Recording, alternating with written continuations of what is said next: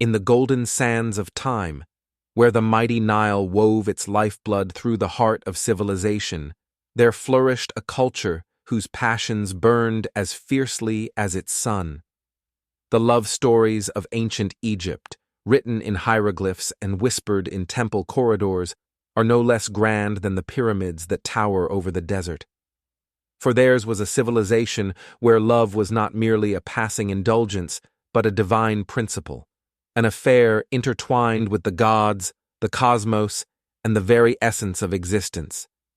Yet, lest we allow ourselves the naivety of romantic sentiment, let us remember that love, even in its most poetic guise, has ever been a battlefield where power, duty, and desire collide with all the force of warring pharaohs. Consider, if you will, the fabled romance of Ramses II and his beloved Nefertari. History, often accused of being an indifferent witness, in this case leaves us with no doubt that the great pharaoh, whose conquests carved his name into eternity, was himself conquered by love.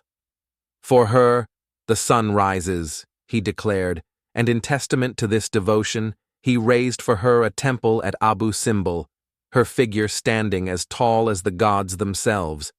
Yet, were we to indulge in sentiment alone, we would overlook the subtle truths of power beneath this grand gesture.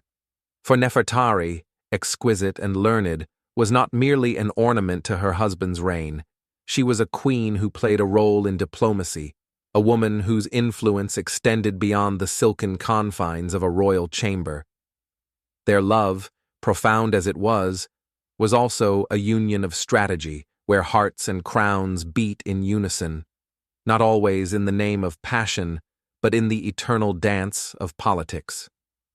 And what of Cleopatra, that unparalleled enigma whose love affairs have been as exaggerated as they have been misunderstood?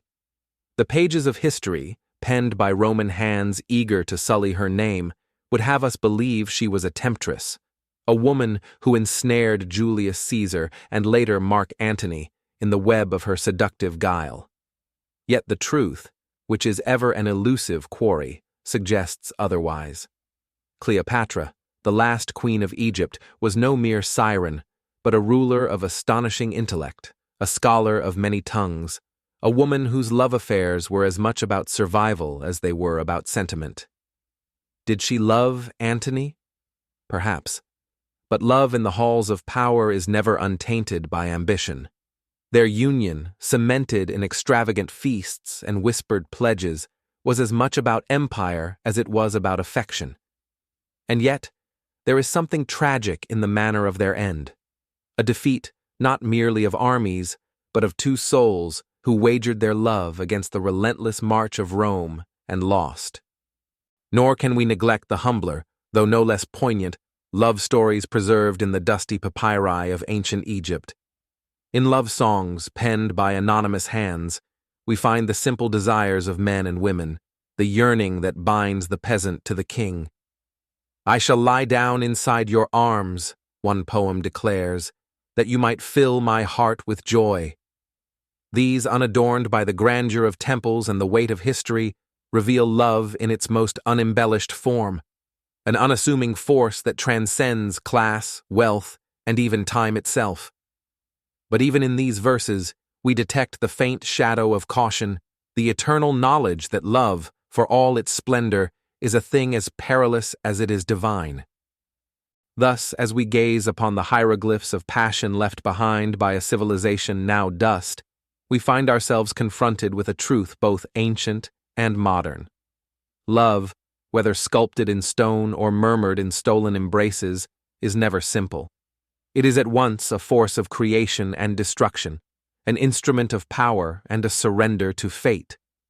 In ancient Egypt, love was written in the stars, in the thrones of pharaohs, and in the hearts of the nameless.